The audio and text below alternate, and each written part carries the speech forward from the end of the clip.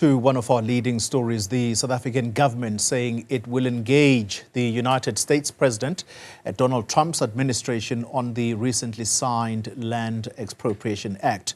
It comes after Washington threatened to cut funding to South Africa, which has led to criticism by some. Let's get reaction now from the business community. Joining me in studio is American Chamber of Commerce President in South Africa, Kuseni Dlamini, and in a moment we're hoping to be joined by his counterpart sitting in the United States, Neil Diamond.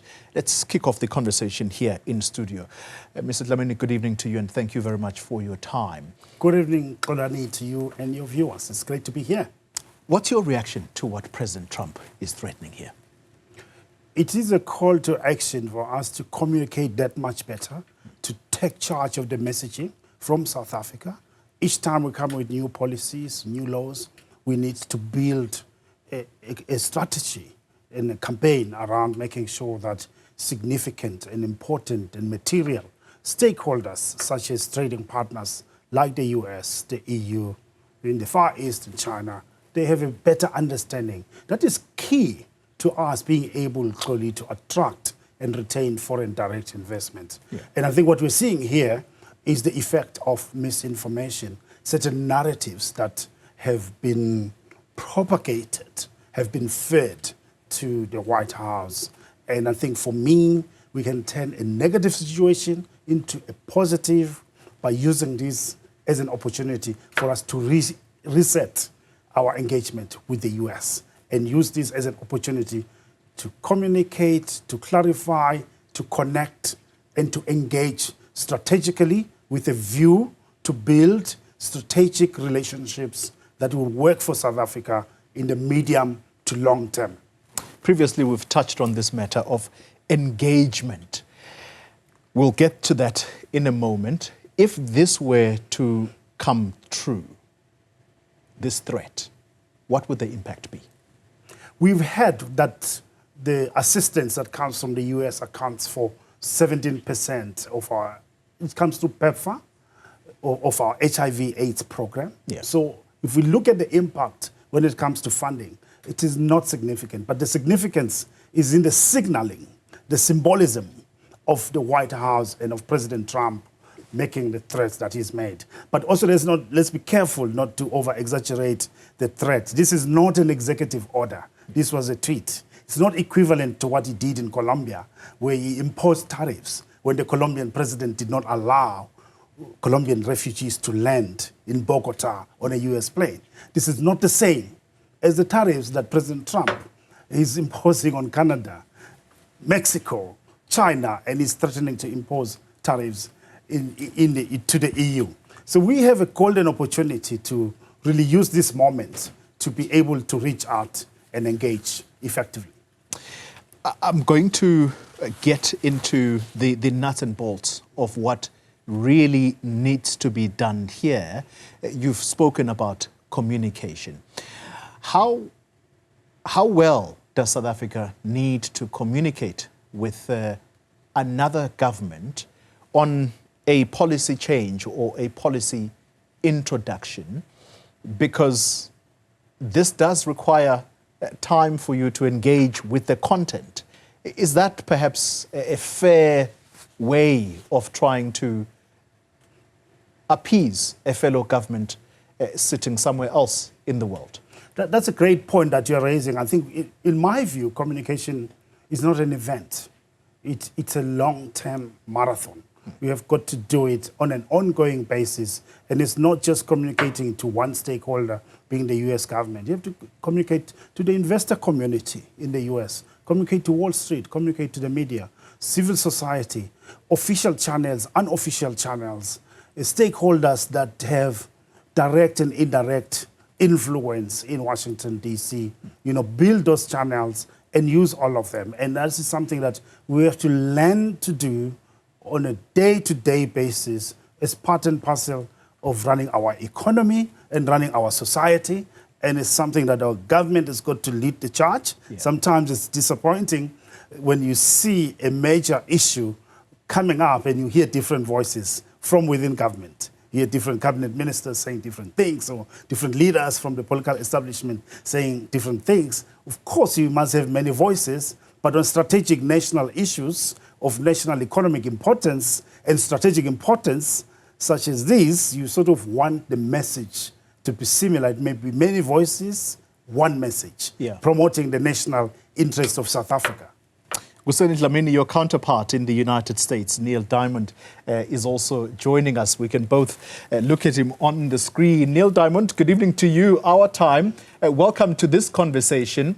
Kuseni Dlamini says this is perhaps an opportunity for South Africa to engage the United States government. What precipitated this, and how is it being digested in the US? Good evening, and good evening to your viewers. Yes, I think we are quite distraught about the comments made by President Trump. The South African Chamber of Commerce in the US expressed our deep concern over the impact on South African business after President Trump's post, suggesting that US funding to South Africa may be cut. If I may just take you to the trade between our two countries, we are speaking about an annual binational trade of approximately $30 billion US, and specifically under AGOA, the trade is about $6.5 billion US, benefiting mainly South African manufacturers and exporters. Trade with the US supports key jobs in industries such as the automotive sector, component manufacturing, agriculture, and mining. And the review of AGOA would adversely affect South African business and may potentially lead to job losses and economic hardship. So we are very concerned. It was not well received. We don't want to be on President Trump's radar. We know that there's a lot of review happening with the Trump administration at this stage. They've already indicated a 90-day pause of benefits to Africa under PEPFAR and US aid. And South Africa is a beneficiary of $440 million US in annual funding, which is about 8 billion rand, supporting mainly initiatives in economic benefits, health, and social initiatives.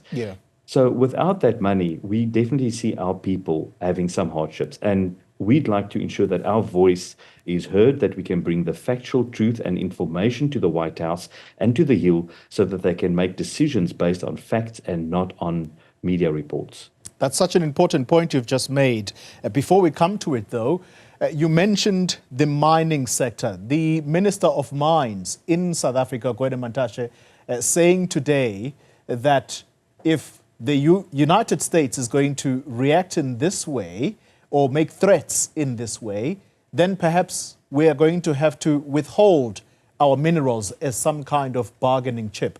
What do you think the likely impact will be here if this is going to be the way of dealing with each other between these two governments? I think we would enter into an open trade war. And the only difference between a trade war and an actual war is that financial wounds cut a lot deeper and take a lot longer to heal than conflict, actual human conflict. So we should be very cautious in how we approach this. It's not for me to advise the minister, but we've got confidence in Minister Lamola, as well as our new ambassador in the US, Ibrahim Rasool, to deal with this on a diplomatic way. We need to find a diplomatic solution. Something we need to remember as South Africans is, even though we were the largest producer of gold, diamonds, and platinum in the 20th century, the reality is today countries like Canada and many other countries, Australia, are producers of these minerals and can export them to the US as well. So we can't play a tick-for-tack approach with the United States. At the same time, I'm not encouraging what President Trump has said, but I do believe that we need to find dialogue in terms of which we can resolve this. And Zakusa is advocating for the interest of South African business in the United States and fostering a strong, mutually beneficial trade relationship. So we call on our leaders to enter into dialogue and discussion. And as the voice of business for South Africa in the United States, we will do whatever we can to speak to the powers that be, to use our channels and our relationships on the Hill so that we can bring the truth and the facts to the White House. Bringing the truth and the facts to the White House, that's something that you intimated earlier, Kuseni Dlamini. How difficult do you think it's going to be to divorce politics, which will affect business? Yeah, I think politics and business almost go hand in hand, and we need to make sure that at the diplomatic level, we have a good bilateral relationship, and I think our government is very much engaged with that.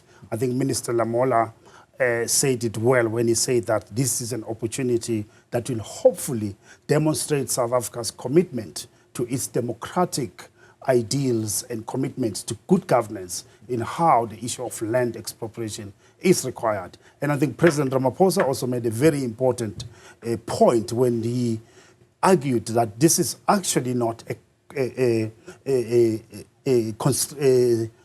way to take land without without compensation. It's not a land grab. Yes. Yes, it is actually a constitutionally mandated legal process aimed at ensuring a just and equitable manner of ensuring public access to land, and balancing that with the right to private property, which is enshrined in our constitution. So it's really important to balance the economics and the politics, and making sure that there is constructive and positive engagement in that process. I think as business, I mean, we as the American Chamber of Commerce in South Africa, representing US multinationals, realize the importance of a very constructive and positive relationship between South Africa and the US. Yeah. And the noise doesn't help, and we believe that we need more light than heat in the relationship, and it's through engagement,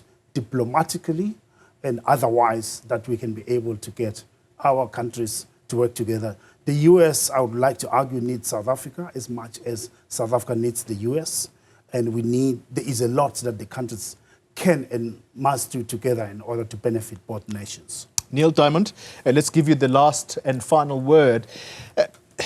The reach as the American Chamber of Commerce that you have, and perhaps proximity, if there is such, to the White House, what can you do to also help in this, what you have called earlier, taking facts to the White House and not fake news? Thank you for that question. We are definitely going to use our full net, both of our members and of our extended relationships, for instance, with the US Chamber of Commerce and other business lobbyists, to ensure that we have every single access point possible to get the correct information to the table of President Trump, so that when decisions are being taken, they are taken on fact and not fiction. And at the end of the day, whatever decisions are taken, that we weigh up the economic impact of those decisions on South Africa as a country and as a nation. We have had historic good relations with the United States. They are mutually beneficial trade relationships. And we'd like to see a more stable environment in which we can continue that for the next 4 years under the Trump administration. And we encourage and urge our leaders on both sides to enter into constructive dialogue so that we can find a way through this impasse. Neil Diamond, the president of the South African Chamber of Commerce, sitting in the United States, the president there, and in South Africa, Kuseni Dlamini is the president of the South African chapter. Thank you both, gentlemen.